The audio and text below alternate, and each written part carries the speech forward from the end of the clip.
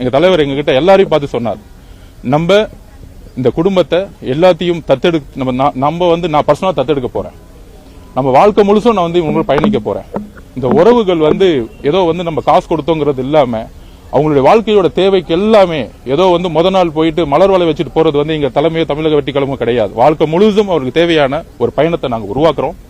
அதோடு இந்த இறப்புக்கு ஒரு நியாயம் கிடைக்கணும். 100% இதுல ஒரு சதி திட்டம் இருக்கு. இதை நாங்க நம்புறோம்.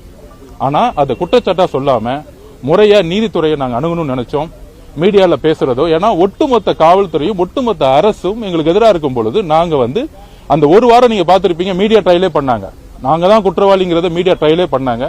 சோ அந்த அளவுக்கு நாங்க பொறுமையா சட்ட ரீதியாக இன்றைக்கு சென்னை உயர்நீதிமன்றத்துடைய ஜட்ஜ்மெண்ட் எந்த அளவுக்கு தவறுங்கிறது இன்னைக்கு உச்சநீதிமன்றம் பதிவு பண்ணிருக்கு.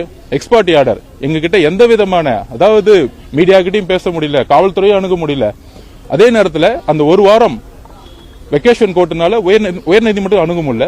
அப்ப உச்சநீதிமன்றத்தை நாங்க அணுகும் பொழுது எந்த அளவிற்கு எக்ஸ்பர்ட் ஆர்டர் எங்களுக்கு எதிரான ஒரு ஜட்ஜ்மெண்டை உருவாக்கி சட்ட ரீதியாகவும் சரி, காவல்துறை மூலமாகவும் சரி, தமிழக அரசுடைய செய்தி நிறுவனம் மூலமாகவும் சரி, ஒரே ஒரு விஷயத்தை உருவாக்குறாங்க. தமிழக வெற்றி கழகத்திற்கு தான் இதுக்கு பொறுப்பு, முழு பொறுப்பு அப்படிங்கிற ஒரு மாய தோற்றத்தை இந்த 10 நாள் உருவாக்குனாங்க.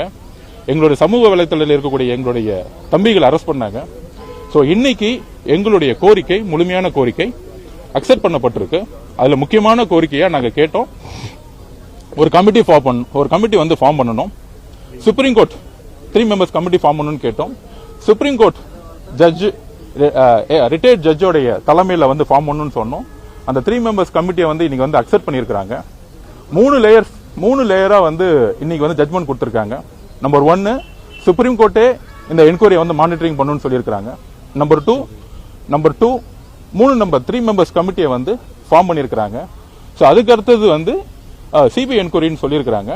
சோ எங்களுடைய கோரிக்கை, எங்களோட மனுவில் இருக்கக்கூடிய தீர்ப்பு தெளிவாக நாங்க சொல்றோம். சுப்ரீம் கோர்ட் ரிட்டையர்ட் ஜட்ஜ் கொண்ட தலைவர் ஜஸ்டிஸ்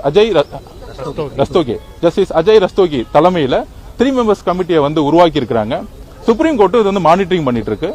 சோ ஸ்டேட் கவர்மெண்ட்ல இந்த என்கொயரி தொடர்ந்தால் தமிழக வெற்றி கழகம் மட்டும்தான் அந்த தவறு செய்த ஒரு அரசியலை திமுக உருவாக்கும். ஏனால் எங்களுடைய வளர்ச்சி கிட்டத்தட்ட இன்னைக்கு 27% மேல சர்வே எடுக்கும் போது தெரியும், ஒரு மிகப்பெரிய ஆதரவோட இந்த கட்சி இருந்துட்டு இருக்கு. அதை எந்த அளவுக்கு முடக்க முடியுங்கிறத யோசிச்சாங்க.